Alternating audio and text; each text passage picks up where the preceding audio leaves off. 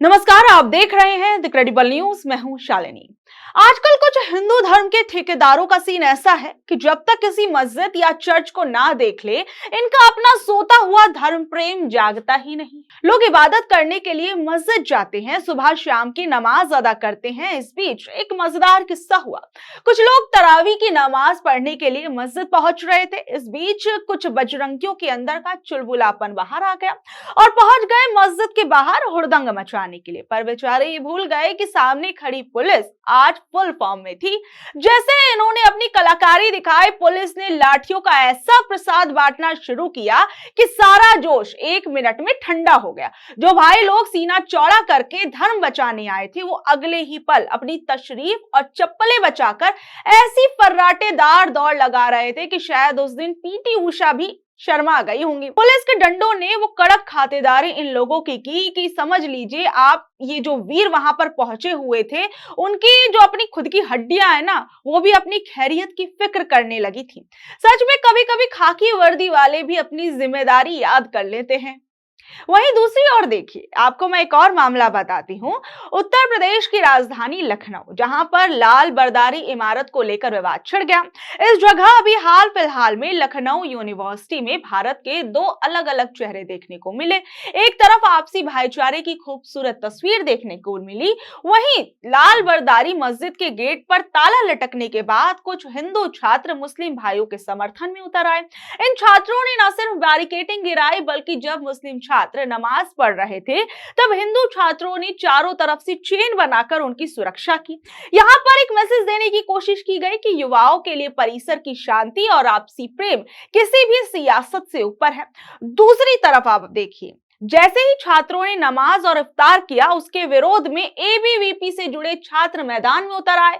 माहौल तब और भी ज्यादा तनावपूर्ण हो गया जब नमाज के जवाब में वहां हनुमान चालीसा का पाठ शुरू कर दिया गया और जय श्री राम के नारे गूंजने लगे। बजरंग दल और विश्व हिंदू परिषद के कार्यकर्ता और छात्र बड़ी संख्या में यूनिवर्सिटी तक पहुंच गए, वहां पर हुड़दंग मचाने लगे और जबरन वो वहां पर पहुंचकर हनुमान चालीसा का पाठ करने लगे और वहां पर काफी ज्यादा हुड़दंग वाली जो स्थिति है वो बन गई थी और पुलिस भी वहां पर पहुंची। और फिर इस बीच भी पुलिस ने मौके के पर उन लोगों को भगाने की कोशिश भी की। यह पुलिस प्रशासन, यह विश्वविद्यालय प्रशासन जो उस दिन नपुंसक हो गई थी, आज ये कहां से मर्द हो गई है? क्यों हम लोग को रही है? ये हमारा विश्वविद्यालय, हम करते हैं। उस दिन जब नमाज विश्वविद्यालय पर धरोहर पे हमला किया था, उनके खिलाफ कोई कार्रवाई नहीं हुई। मेरा नाम शशि प्रकाश मिश्रा है। मैं आज आप लोग यहाँ पर हनुमान चालीसा पाठ करने के लिए आए हुए थे, क्या कुछ पुलिस ने जो रोका? नहीं, पुलिस ने रोकने का प्रयास किया है और मैं विश्वविद्यालय का छात्र हूँ, मेरा पूरा अधिकार है। आज मंगलवार है, मैं जात का ब्राह्मण हूँ, सरयुपारी ब्राह्मण हूँ और मेरा पूरा अधिकार है। मैं यहाँ पाठ करूंगा, सुंदरकांड का पाठ करूंगा और पूरा विश्वविद्यालय जानता शशि प्रकाश की कायाकल्प कैसा है। आज मुझको कम से कम सुबह से 8 से 9 बार प्रशासन ने रोकने का प्रयास किया होगा। कितने लोगों के साथ एक आए कि यहाँ पर आप लोग पाठ करेंगे? या अभी तो कम संख्या हमको लग रहा है 20-25 है। अभी कुछ भाई, कुछ छोटे भाई लोग, कुछ बड़े भाई लोग आ रहे हैं और पूरी जो है रंगमंच सजेगा, हनुमान जी का प्रसाद बटेगा। आप भी आइए, सहयोग करिए, प्रसाद खाइए साथ में। वहीं मैं आपको बता दूं, जाएंगे पूरा तमाशा उस यूनिवर्सिटी के अंदर देखने को मिला।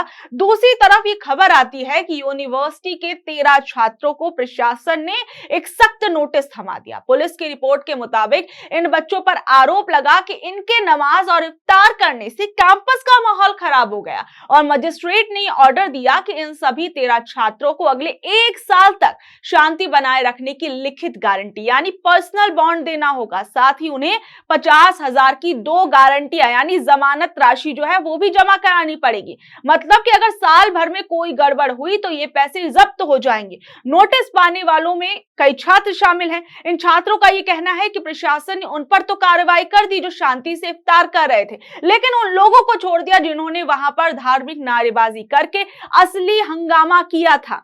वो छात्र क्या कुछ कह रहे हैं, जरा उन्हें भी एक बार सुनिए। नोटिस में ये कहा गया है कि आपने जो नमाज पढ़ी, जो इफ्तार खोला, उससे शांति भंग हो गई है।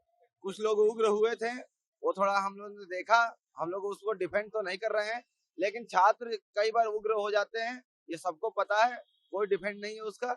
लेकिन इनको सबसे ज्यादा जो शांति भंग हुई है उसका कारण ये है कि मुसलमानों ने नमाज पढ़ी और हिंदुओं ने उसकी रक्षा कर दी। भाजपा की विचारधारा जो है बांटने की, उसकी शांति भंग हुई है। एक नया परिचलन चला है इस देश में कि आप पहले शांति भंग होती थी मारपीट से, अफरा तफरी से, लेकिन अब जो अगर आपसी सौहार्द हो जाता है तो शांति भंग हो जाती है। ये भाजपा के राज के अलावा कहीं और नहीं हो सकता है। हमारे साथ हिंदू मुस्लिम मिला के 13 लोगों के खिलाफ शांति भंग का नोटिस दिया गया है, जबकि शांति भंग जैसी कोई बात नहीं थी। हम लोग शांत रहे थे और धरने के बाद से नारे लगा रहे थे। नारे भी हमने कोई आपत्तिजनक नहीं लगाए, कोई शांति भंग करने वाले नहीं लगाए। इसके विपरीत भाजपा के लोग जब वहां पे खड़े हुए थे तो उन्होंने धार्मिक नारे लगा के शांति भंग करने की कोशिश की, आपत्तिजनक नारे लगाए, लेकिन उनके खिलाफ कोई नोटिस नहीं जारी हुई है। हमारे मुस्लिम भाइयों को लाल बरादरी के अंदर नमाज जहाँ पढ़ते हैं वहाँ नमाज नहीं पढ़ने दी। मजबूरी में उन्होंने बाहर नमाज पढ़ी और सारे हिंदू भाइयों ने चीन बनाकर उनकी एकता का परिचय दिया। इसी एकता जो भारतीय जनता पार्टी को नहीं खाई, उन्होंने पुलिसिया दमन की मदद से हमें नोटिस जारी कर दी है। तो नोटिस के बाद अब आप लोग क्या कुछ कर रहे हैं, क्या कुछ आगे की रणनीति है? हम लोग नोटिस का जवाब देंगे और जो हमारा लाल बहादुर का गेट नहीं खुला है उसके 2 दिन उपरांत हम इसके लिए फिर से संघर्ष जारी रखेंगे। अनिश्चितकालीन धरना फिर से शुरू करने जा रहे हैं। आपको मैं एक बात बता दूं, जब भक्ति का मकसद सुकून के बजाय दूसरों के सुकून को महरूम करना हो जाए ना, तो समझ लीजिए कि वो धर्म नहीं बल्कि राजनीतिक उन्माद है। और आप एक मामला देखिए, मेट्रो में सफर कर रहे मुस्लिम यात्रियों को देखते ही कुछ सवारियों को अचानक भगवान और देश की याद आ गई। उन्होंने जय श्री राम और भारत माता की जय के नारे लगाए, जैसे मेट्रो ट्रेन नहीं है बल्कि कोई चुनावी रैली चल रही हो। और अब सोचिए, गजब की श्रद्धा है। इन भक्तों को मंदिर जाने की फुर्सत नहीं होगी इनमें से कई लोगों को, लेकिन मेट्रो में किसी टोपी या दाढ़ी वाले को देखते ही इनका भगवान का जो प्रेम है वो जागने लगता है, वो उफाने मारने लगता है। नारे तो पावन है, पर नीयत को देखिए आप। नीयत बस इतनी है कि सामने वाले को यह एहसास कराया जाए कि यह जगह तुम्हारी नहीं है। बल्कि सोचिए, भक्ति दिल की शांति के लिए होती है, भगवान को याद करने के लिए होती है, लेकिन भक्ति अब सुकून के लिए नहीं बल्कि दूसरों को अनकंफर्टेबल करने के लिए एक नया हथियार कुछ लोगों ने बना दिया। और विडंबना देखिए कि जिस देश में कण कण में भगवान बताए जाते हैं, वहां भगवान का नाम सिर्फ दूसरों को डराने के लिए इस्तेमाल हो रहा है। और सबसे बड़ी विडंबना देखिए कि इस तमाशे पर अंकुश लगाने वाले कोई भी नहीं है। आप वो वीडियो भी एक बार देखिए, किस तरीके से ये लोग दूसरों को परेशान करने की कोशिश कर रहे थे। भारत माता की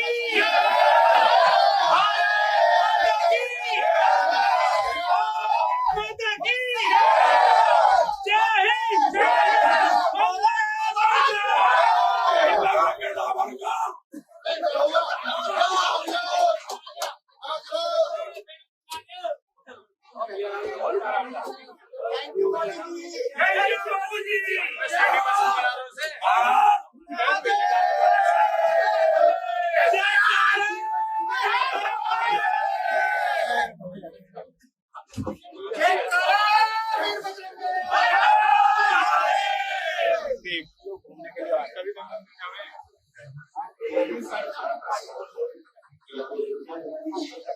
अब इस पूरे तमाशे पर ऐसा लगता है कि ये उन्माद मचाना, हुड़दंगई करना अब एक नॉर्मल बन चुका है। इससे किसी को कोई फर्क नहीं पड़ता। लेकिन कहीं ना कहीं देखिए कि आज के टाइम में अब ये भी देखा जा रहा है कि कहीं ना कहीं बहुत सी जगहों पर जहां ये नेगेटिव न्यूज आती है कि हिंदू मुस्लिमों के बीच में आपस में लड़ाई कराने की कोशिश की जा रही है, कुछ लोग जो है अपने धर्म का झंडा लेकर आगे बढ़ रहे होते हैं। लेकिन ऐसी कई जगह हमने देखी, कई ऐसे वीडियोज सामने आए जहां पर ऐसे नफरती लोगों को ना भगाने के लिए अब जो जनता है वो भी समझदार बन चुकी है। जो लोग वाकई में धर्म के नाम पर लोगों को बहकाने की कोशिश कर रहे थे, उन लोगों को जनता ने खदेड़ना भी शुरू कर दिया है। कई जगहों से ऐसी जो खबरें हैं वो भी सामने आने लगी हैं। बहरहाल, आप लोग इस खबर पर अब क्या कुछ कहेंगे, नीचे दे कमेंट बॉक्स में जरूर बताइएगा। और ऐसी अपडेट से जुड़े रहने के लिए देखते रहिए द क्रेडिबल न्यूज। मैं हूं शालिनी, धन्यवाद।